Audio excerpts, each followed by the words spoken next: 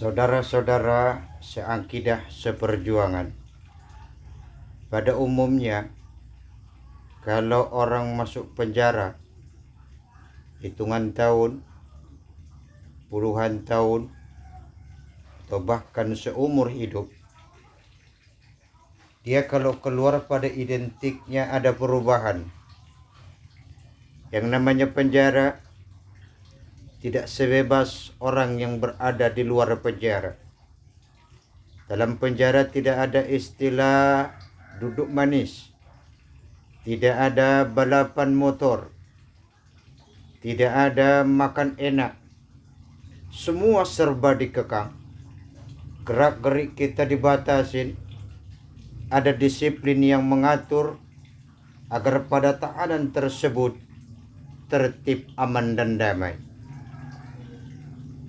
Begitu juga sebaliknya, seharusnya kita selaku orang mukmin yang terus-menerus masuk penjara, hendaknya ada perubahan lah. Mana bukti dan dalilnya? Ad-dunya sijnul lil mu'minin wa jannatu lil kafir. Dunia, kata baginda Rasul, bagaikan penjara bagi orang-orang mukmin dan surga bagi mereka orang-orang kafir. Kita bolak-balik masuk penjara. Kalau kita beribadah kepada Allah dengan mengangkat takbir, disitulah pada hakikatnya kita masuk penjara. Mana bukti dan contohnya?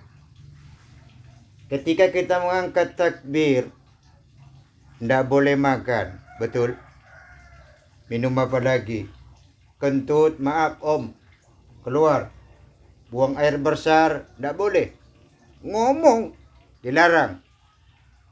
Sikut-sikutan sama teman, tidak boleh. Berpikir saja.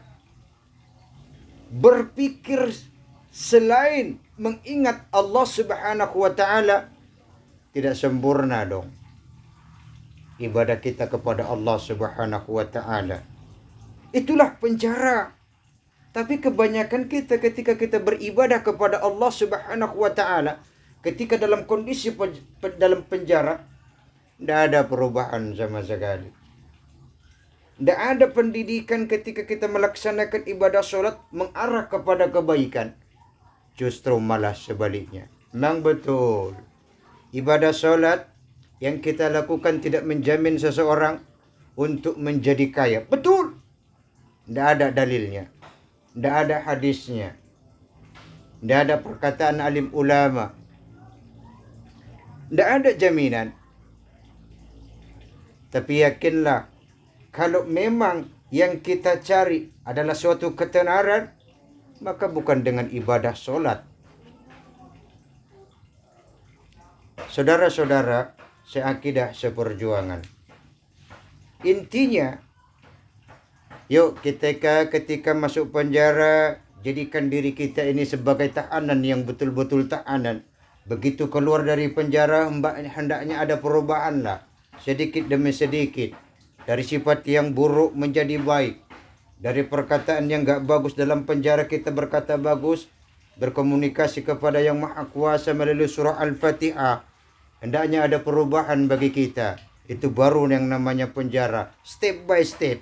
Tidak langsung spontanitas kita berubah. Tapi hendaknya ada perubahan lah. Dari mulai perkataan, tingkah laku, perbuatan, bentuk akhlakul karimah kita tunjukkan step by step. Tidak bisa langsung berubah totalitas. Karena apa? Kita